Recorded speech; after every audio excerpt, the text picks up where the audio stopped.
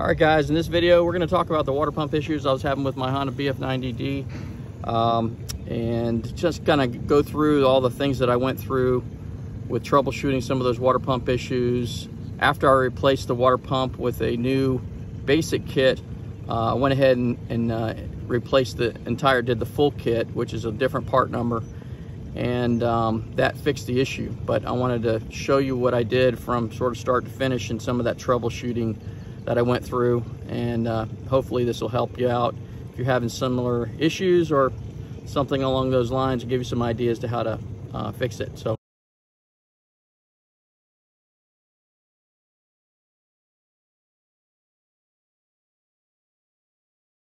change out the water pump. Trying to get it like 2,500, 3,000 RPM, and I noticed a lot of water.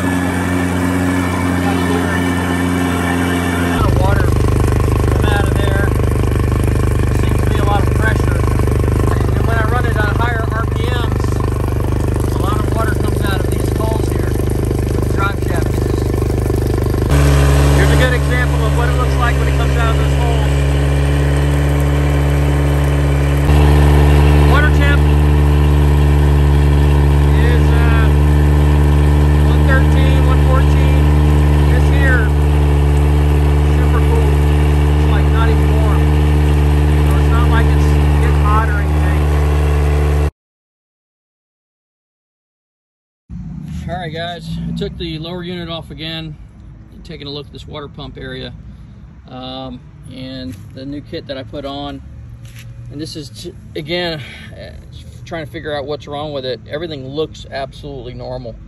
This got, you know, obviously a little bit of wear on it, but nothing bad. This motor's only got like 300 hours on it. Smooth, even though there's stains on it, it's still smooth. This gasket's new. Impeller's new, Woodruff key is new. The gasket on the bottom here, this O-ring gasket is new. Again, there's a little bit of, I'll say, staining on the stainless steel, but nothing significant. Everything's smooth in there. There's no rough areas, there's no torn areas. This gasket here is in good shape. Still pliable, not cracked, very rubbery, and it's got some grease on it as well. So everything looks normal on the case. The case not cracked anywhere that I can see. So everything looks good.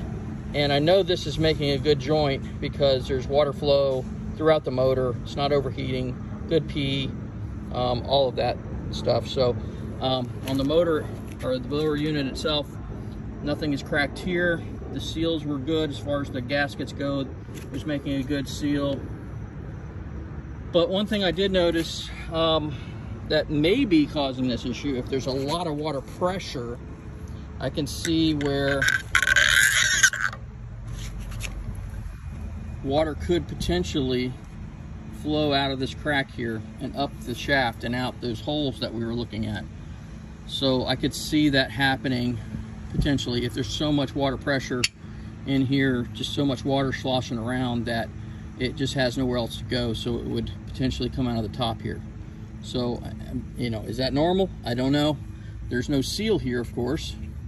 So, I mean, it's kind of open. There's no seal there, and there is not one in the book. There's no parts to order for that.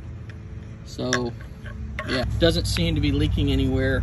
But I will check my lower unit oil to make sure it's not intruding on anything in the lower unit. Oil was changed not too long ago, but I'll take a look at it and see if there's any water in there. As another test, what I'm going to do is I put this little gasket here, the washer gasket on here. It fits perfectly. It's actually the same gasket as what's up in there and holds this tube in place and keeps it from wiggling around. So I have a spare, and I'm putting it up in here just to put it in place, because what I want to do once I put this lower unit back on, I want to see how far the tube goes down inside this hole here, this where the tube goes in, the water tube goes into the housing, so water pump housing. So as a test, just to you know, another little thing to do, Again, it's going to drive that washer up in there. We'll see how far this tube goes down inside this housing. All right, we put the lower unit on real quick, and by sliding it on the tube, the water pump housing, that tube goes down in here at about 1.5 inches because I measured it. As you can see, that little O-ring is up there about 1.5 inches. So pretty good. I mean, the tube definitely goes down way down inside the water pump housing and past the pretty much past the rubber part of this little gasket here. So probably right around here is where the tube goes down into this housing. So, all right, guys, I rigged something up today to test this water pump out further, see where the water's coming from. So I've got a 3/16 socket on here. I put some tape on it to sort of make up the gap there and also protect the shaft. And I rigged up a hose here, made it fit also with some tape on there. And I've got my little flex hose here. So here's what we're going to do is test this now to see where this water's coming out of. All right, so you can see plenty of water coming out of the hose, but you can also see plenty of water coming out of the top of the water pump housing. And when I put restriction on the hose, it makes the water come out of there more. What that tells me is there's a restriction somewhere. Potentially, water pressure relief valve might be bad. I don't know.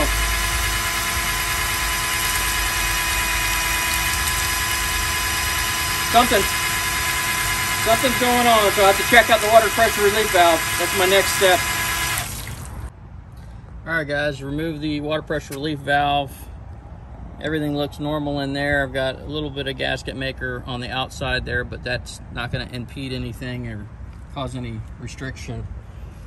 The valve was new. Replaced it, I don't know, I think a few months ago, and it still looks great. There's nothing wrong with the valve. The valve is functioning properly. So when there's pressure on the valve, it opens up, of course. Rubber's good. So everything looks normal on the valve. It's just a real simple valve. It's not like a thermostat. Looks similar, but it's not the same. So it just opens up based on pressure. So the valve looks good. The cover obviously looks good, and the seal is new. So everything's good. It's not leaking or anything like that. So that's all good. The only thing I can think of is if there's any other type of restriction in the motor itself, in the mount case. This motor did have some clogging problems, which is I did another video on about the clogging issues I had in the mount case here, which is this part here. And I ran several rinses and flushes with a product called Rid Lime, and potentially that could have freed up something that's blocking something to cause additional pressure in the motor, restriction inside the case here, or someplace else in the motor that is, it's getting enough water to flush the motor and cool the motor with the head and block thermostats over there. So the head's here, block is here, and those are good. Those thermostats have been changed out at the same time I changed out this water pressure relief valve. I think it was December, so a few months ago. And so like I said, the only thing I can think of is, during the flushing process of getting this mount case squared away and getting water to flow properly in the motor, something could have broken free and potentially clogged another area that could be causing some sort of restriction, which causes the water to pressurize more in the water pump and come out along this little gasket here, seam right there. So it's not normal, but the motor's not overheating or anything, so the motor's acting normal, as you've seen in previous videos. All right, guys, hook the house hose up to the bottom of the motor there where the water tube is, and put a little clamp on there and turn the water on, not all the way, but just enough pressure to push water through the motor. And checked, of course, the water pressure relief valve looks good. Earlier I checked that looks good. And I pulled the hose off the top of the water pressure relief valve just to make sure water's flowing through the VST water cooling jacket, which is located here. And of course the water comes out of the mount case right there into the water jacket, the VST, and then back out and exits the motor through this little nipple right there. I don't know if you can see that or not, but that's, and then I pulled the hose off that just to make sure I have good water flow from the mount case through the VST and then back out. And what happens when you hook this up, when you hooked up this hose to this, when you hook up this hose to the nipple here, it exits the water pours out of the bottom of the motor. So I know that cycle and that water flow is working properly. So I'll put that hose back on. See if I can get it on real quick.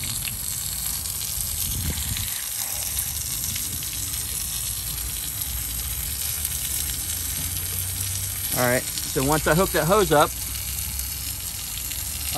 water does exit the bottom of the motor as it should. So there's a little bit excess water there, but water's flowing obviously to the top of the motor. I've cracked the thermostat cover there, and everything's good there. So I mean, it's nice. I mean, the water's flowing the way it should through the motor. So you can hand tighten that, and it pretty much stops the water from flowing. So yeah. So this thing is, I'll say, looks normal on the motor side, and it doesn't seem to have restriction. With the motor up, you can see I've got this hose hooked up. Maybe you can see in there. I'm not sure, not getting the camera wet, but just hooked it up, put a hose clamp on it. Water's flowing out of the exhaust like it should. Put everything back together. Water's still coming out of there, running about 2,000 RPM. Definitely a lot of water pressure building up and coming out of the top of the water pump. But the motor never, water never gets hot. The motor never overheats. I mean, everything is cooling the way it should. Just a lot of water pressure coming out of the top of the pump.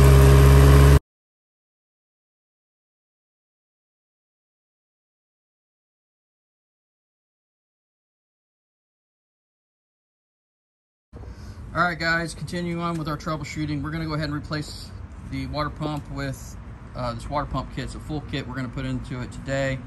I've already got the water pump off, and I pulled the bottom part of the water pump housing off as well. But in the full kit, as you can see, comes with everything that you need, pretty much everything in this picture here. But it doesn't come with this O-ring, which in the book says we need to replace it. It also doesn't come with the two O-rings here that sit inside this housing. So the book does say just to inspect these and make sure they're serviceable and there's no cracks or cuts. So that's what we're going to do. We're going to double check that and make sure they're good. And it wasn't aware when I first ordered this kit, and I realized after the fact, so I had to wait and order this part separately. So that's over here. This O-ring. So again, that's the part number for the full kit. And then this is the part number for that separate O-ring. And that O-ring goes in the bottom of this, the bottom part of the water pump housing. And this, these O-rings look good. These seals look good. They're very serviceable. Again, this motor has only about 360 hours on it, so it's not too bad as far as hours go. But even though this O-ring on the outside here looks fine, we're going to go ahead and replace it as the book says. We're not going to replace these here. These seals look okay, so hopefully that's good. I did clean this up quite a bit, so we're good on that. and we'll get into this thing and see if this full kit solves the problem we've been having with this water coming out of the top area of this water pump housing, the top part of the housing. So we'll see how it goes. All right, something that somebody mentioned in one of the forums is to use some epoxy. This is just a basic quick set, 5 minutes, metal and plastic epoxy. So we're going to put that inside this liner. This liner, we'll put a little thin coat on the liner and stick it inside the housing here, just to help hold that in place. So we'll see how that goes. All right, while we're waiting for the epoxy to dry on this liner inside the upper part of the housing here, where the impeller goes, I went ahead and installed as you can see, the gasket here, and as well as the O-ring. The new O-ring is right there. These seals look good. Put a little marine grease on, a real light coat to make sure they're good, and they are. And this one has a light coat of marine grease as well. Went ahead, again, the gasket, once it's installed, will be green side up. So we'll go ahead and put that on the lower unit here and get that installed. All right, so on the top part of the housing, I installed the distance collars here. Probably should have done that first, just because there's a little bit of gently banging to get those in. I drove those in from the top here on my bench, just so I had a nice flat surface, and drove those in gently so I didn't do any damage to anything, especially on the liner. The other thing I did was I went ahead and put this gasket in here, this little O-ring gasket right here. I greased it up, put that in place. Got our bolts ready to go, our Woodruff keys ready to go. I'll go ahead and get our impeller prepared and get ready to put the rest of this thing in. So we should be good here in a few minutes. All right, went ahead and put the impeller base cover on along with the gasket underneath there, green side up. As you can see, both gaskets are green, and the impeller cover, the base cover, is right on the correct side up as well. As you see, the part stamped there. And the impeller is in place, Woodruff key's in place, slid over the top of the Woodruff key, and everything looks good. Nice and tight around that shaft. And the impeller itself is a little bit, I put a little marine grease on that as well, just to have a nice lubrication. So once we slide the cover on, it should go in place pretty good when we rotate this clockwise to ensure that the impeller is spleens are in the right, go in the right direction. All right, went ahead and put the cover on and got our bolts in place, tightened down. Everything's in the right order as far as the covers go on the bottom here with the part number up. And we're gonna go ahead and drop this into a bucket like I did last time, just to test and see if there's any water gonna flow out of here. See if I have a little better results. And when I was putting this cover on, I ensured that I rotated clockwise. I even put a little mark on my cover just to make sure that we do it the right way, to ensure the splines were going in the right direction. And while I put that down, I also kept a little crack here while I was putting it on, just to make sure, and rotated that around just to make sure that all the splines were actually going in the right direction before I tightened everything down. So should be good. Let's see what happens. All right, guys, we got our bucket full of water, dropped the lower unit inside there, and we've got our hose hooked up. Got some tape on the drive shaft here to protect it so we don't mess anything up. We've got our 3/13/16 socket on top of that, just to be able to give it a little bit of bite. And we're going to turn that shaft and see what we got. All right, so not a whole lot of water coming out the top there, but we got a lot of water flow coming out of here as normal. And I put a little resistance on it. There is still some flow coming out, but not as bad as the other one, not as bad as the other pump. So I think we're making progress. Looks good. All right, guys, put the lower unit back on, got it cranked up,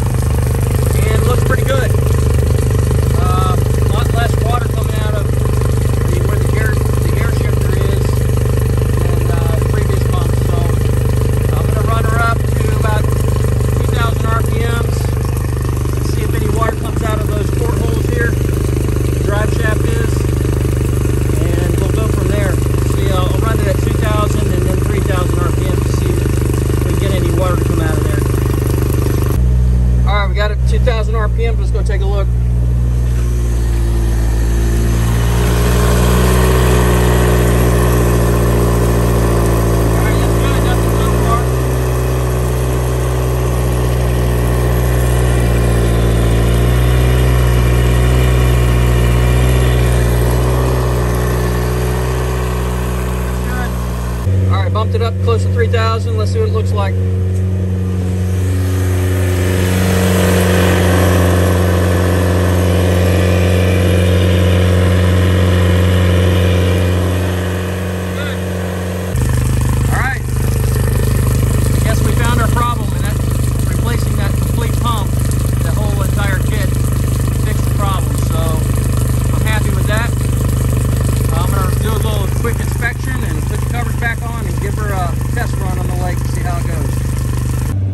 Alright guys, got her out here on the water today. Pushed her up to about 3,000 RPMs. It's been running fine all day. It's been running great. Been checking it. But just to show you what it looks like we're good. The water's coming out of the pallets like it was before. So I call that a success.